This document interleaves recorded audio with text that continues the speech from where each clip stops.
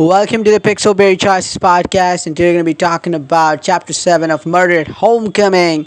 Before I start, like always, this book is really getting intense and interesting. So, in terms of I remember last year around this time I was reading The Unexpected Heiress, and what a book that was. The slow development, it was based around a single murder of her sister, and every chapter got one lead, and that led to another one, another one. So this is exactly what Murder at Homecoming is about. So before we started the chapter, we had one lead, and that lead was Brett Morris. So we gotta get to Brett. We gotta go to this party, Dylan's party, and then before we go there, we're literally worried, and we are not feeling well, so we can call up one of our love interests who's gonna be our date for the rest of the book and in the party. So I chose Stevie. So let me know what happens if you choose Donovan and Tyler respectively. So I see Stevie's parents drop her off, and we also see her sister. So they're supposed to go to the park, where Stevie is here now. So we spend some time together. We discuss strategy. We discuss feelings, and then in a diamond scene with Stevie, we can go to the park. We can take our dog. Stevie's sister can come there. It will be a cuteness overload. Let me know if you bring Donovan or Tyler, then what is the diamond scene going to be about? Where are we going to go? Who's going to accompany us? I would love to know about that because I don't know. So we go to the park. We have an amazing time with the dog and the little kid. It was a cuteness overload. And then we do some sliding. We also get a bit intimate and romantical scenes with Stevie's son. And then what happens is we come back, we get dressed up. We can dress up definitely elegantly, and then our friends come in. Before that, we can also get a little bit intimate with Stevie, our love interest, and then together we set off. We go to the party, we check it out, we talk plans, how to be careful, and we just check out, just have fun in the party. So this chapter is basically what we do in high school story and high school story class act. We'll meet with people, we'll talk with them at first, with all of our love interests separately, and we'll enjoy all the games, all the stuff that's going on. So that's pretty interesting, because I think we have had forgotten how to have these small moments. It's good, like smut and everything, but, when you just not too much focused on smut and just have this genuine time with people and just enjoy. So I think this is a book that really brings it out, the good old times when we used to read those, like spend quality time with each and every distinct characters like this book has.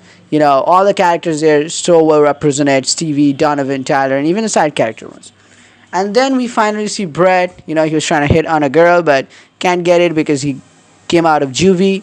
So he gets really angry, so we can shoot our shot. We can be sympathetic with him, or we can just, a little flirtation can go a long way. And then in a diamond scene, we can lure him in to play a game of truth or dare. And his truth or dare game, we'll get the truth out of him. So first we just play, and then we hit Brett with the truth. And then we ask her about the death of Gabby, and then, he was just a loose cannon and fire pit. He just lets everything out that Gabby was he says the B word and all things. But we also, as a bottom line, we saw that even before Brett started hanging out with, or, became a partner of Claudia, Gabby had it out for him. Like, Brett doesn't know why, but Gabby sent him to the jail. And Gabby did everything. But it was not just because he dated Claudia, her best friend, but it was something, something he didn't even do, he feels like. And also he gives a really good logic that if he had killed Gabby after getting out of jail, he would have just landed him back in jail. And anyway, he couldn't have killed Gabby because on the day, even though he should have been out on parole, but he was still inside for something he did. And then he storms out of there. He says some bad word about Gabby. Tyler and Donovan definitely don't react, good-naturedly to that. But then we get back to the party again, truth or dare game. We just have an amazing time with Donovan, Tyler, and Stevie. Also, Dylan, whose birthday party was.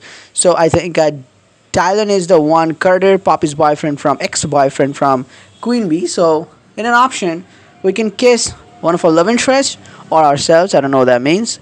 Or Dylan. So I think this is a way of choices. In Queen Bee, Carter was not a love interest. We were given some of kissing options and maybe a sex option with him, just like Veronica. But a lot of people wanted Carter, so I think this is their way of uh, giving the people what they wanted then. A little glimpse of Carter here. So that was something. And then we get back from the party. We didn't have much, but we at least knew that it was not bread. It couldn't have been. So we don't have much lead except for the one that Gabby hated Brett even before Brett even started doing anything. We don't know why.